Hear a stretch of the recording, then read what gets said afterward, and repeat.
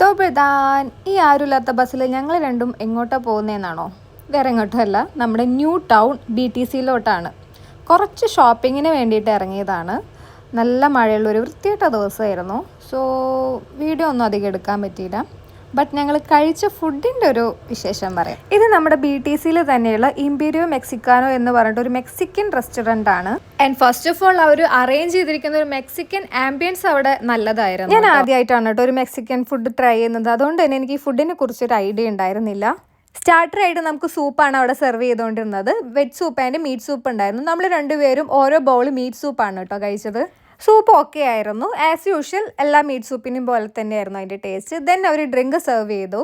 Then എല്ലാ റെസ്റ്റോറൻറ്റിലെയും പോലെ തന്നെ ഒരു 10 to 20 മിനിറ്റ്സ് ലേറ്റ് ആയിട്ടാണ് നമുക്കും ഫുഡ് അവിടെ സെർവ് ചെയ്തത്. പിന്നെ അവിടുത്തെ സ്റ്റാഫ് എല്ലാം നല്ല പൊളൈറ്റ്ലി ഫ്രണ്ട്ലി ആയിരുന്നു. നല്ല സർവീസ് ആയിരുന്നു അവർ. അങ്ങനെ 20 മിനിറ്റ്സിൻ്റെ വെയിറ്റിങ്ങിന് ശേഷം നമ്മൾ ഫുഡ് നമ്മുടെ കയ്യിൽ എത്തിയിട്ടുണ്ടായിരുന്നു.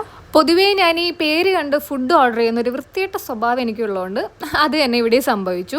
ഫുഡ് മെക്സിക്കൻ എന്ന് കണ്ടപ്പോൾ ഞാൻ കരുതി ഇച്ചിരി സ്പൈസി ആയിട്ട് എന്തെങ്കിലും. ഞാൻ ഓർഡർ ചെയ്ത ഡിഷ് എന്താണെന്ന് വെച്ചാൽ ചിക്കൻ സ്റ്റീക്ക് വിത്ത് ചോക്ലേറ്റ് സോസ്. വെറും ചോക്ലേറ്റ് അല്ല, ഡാർക്ക് ചോക്ലേറ്റ്. ആൻഡ് ഓൾസോ അതിൻ്റെ ഒപ്പം സൈഡ് റൈസ് ഉണ്ടായിരുന്നു.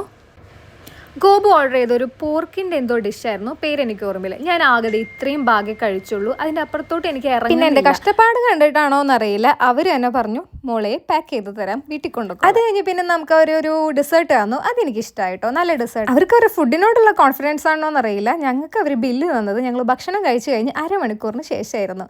എന്നാലും അതെന്തായിരിക്കും? ഇനിയിപ്പോൾ അതെന്ത് തന്നെയായാലും പിന്നെ നമ്മൾ ക്യാഷും കൊടുത്ത് അവിടെ നിന്ന് ഇറങ്ങി പിന്നെ നേരെ വീട്ടിലോട്ട് വന്നു. അപ്പം ശരി, ബൈ.